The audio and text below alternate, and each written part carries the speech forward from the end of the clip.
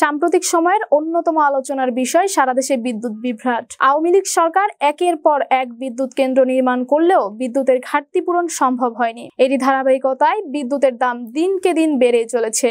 অপরদিকে বিদ্যুৎ ক্রয় বাবদ $50 কোটি পাওনা আদায়ে বাংলাদেশের অন্তর্বর্তী সরকারকে তাগাদা দিয়েছে ভারতের ধনকুবের গৌতম আদানির প্রতিষ্ঠান আদানি গ্রুপ। এদিকে গুঞ্জন উঠেছিল যে সরকার পরিবর্তনের জেরে বাংলাদেশে বিদ্যুৎ সরবরাহ বন্ধ করে দিতে পারে আদানি গ্রুপ। বিস্তারিত ডেস্ক রিপোর্টে। আওয়ামী লীগ সরকার একের পর এক বিদ্যুৎ কেন্দ্র নির্মাণ করলেও চালানোর জন্য পর্যাপ্ত জ্বালানি সরবরাহ নিশ্চিত করেনি। বাংলাদেশের বিদ্যুৎ সংকট এখন গুরুতর আকার ধারণ করেছে। লোডশেডিংয়ের মাত্রা দিনকে দিন বেড়েই চলেছে। বিদ্যুৎ কেন্দ্র থাকা সত্ত্বেও যথেষ্ট জ্বালানির অভাবে সেগুলো পুরোপুরি ব্যবহার করা যাচ্ছে না। বিদ্যুৎ কেন্দ্রগুলো পড়ে আছে অলসভাবে, কিন্তু সরকারকে ভাড়া পরিশোধ করতে হচ্ছে।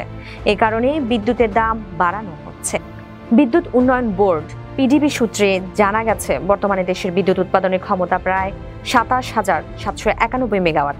অথচ দৈনন্দিন বিদ্যুতের চাহিদা 16,000 মেগাওয়াটের চেয়েও কম। তবুও দেশে গড়ে প্রতিদিন 2,000 মেগাওয়াট এর বেশি লোডশেডিং হচ্ছে।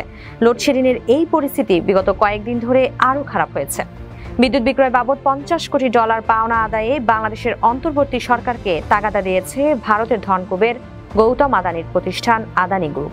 যুক্তরাজ্যের সংবাদ মাধ্যম ফিনান্সিয়াল টাইমসের এক প্রতিবেদনে বলা হয়েছে, ভারতের ঝাড়খণ্ডের 1,600 মেগাওয়াটের গড্ডা কেন্দ্র থেকে বিদ্যুৎ ক্রয় বাবদ আদানির কাছে বাংলাদেশের বকেয়া $500 মিলিয়ন বা $50 কোটি হয়েছে। এ পরিস্থিতিকে আদানি গ্রুপ টেকসই নয় বলে বর্ণনা করেছে।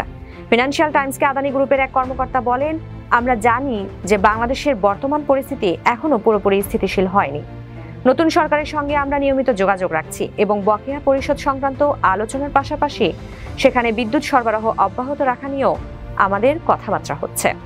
প্রসঙ্গত, আওয়ামী লীগ সরকারের আমলে 2018 সালে ভারতের ঝাড়খণ্ড রাজ্যের গোড্ডায় 1,600 মেগাওয়াট বিদ্যুৎ উৎপাদনে সক্ষম একটি কয়লা ভিত্তিক তাপ বিদ্যুৎ কেন্দ্র নির্মাণের কাজ শুরু হয়েছিল। 2022 সালের ডিসেম্বরে তা শেষ হয়।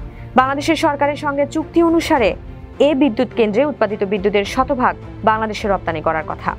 গত বছর থেকে তা শুরু হয়েছিল। তবে চলতি বছর 5 আগস্ট সাবেক প্রধানমন্ত্রী শেখ হাসিনার পদত্যাগ এবং তার নেতৃত্বাধীন সরকারের পতনের পর সার্বিক পরিস্থিতিতে পরিবর্তন এসেছে অনেকটাই। ইতিমধ্যে নোবেলজয়ী অর্থনীতিবিদ ডক্টর মোহাম্মদ ইউনূসের নেতৃত্বে একটি নতুন অন্তর্বর্তী সরকার গঠিত হয়েছে। নতুন সরকার ভারতের সঙ্গে বাংলাদেশের স্বাক্ষরিত যাবতীয় চুক্তি পর্যালোচনার ঘোষণা দিয়েছে। এসব ঘোষণার মধ্যে আদানির সঙ্গে সম্পাদিত চুক্তিও রয়েছে।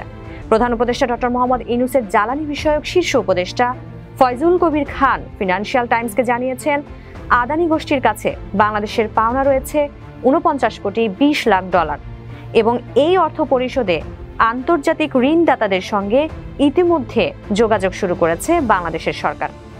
এদিকে গুঞ্জন উঠেছিল যে সরকার পরিবর্তনের জেরে বাংলাদেশে বিদ্যুৎ সরবরাহ বন্ধ করে দিতে পারে আদানি গ্রুপ। সেই গুঞ্জন নাকচ করে দিয়ে আদানি গ্রুপের কর্মকর্তা বলেছেন, আমাদের গোড্ডার বিদ্যুৎ কেন্দ্রটি ভারতের জাতীয় গ্রিড বা অন্য কোনো গ্রিডের সঙ্গে সম্পর্কযুক্ত নয়। শীঘ্রই এমন ঘটবে এমন কোনো সম্ভাবনাও নেই।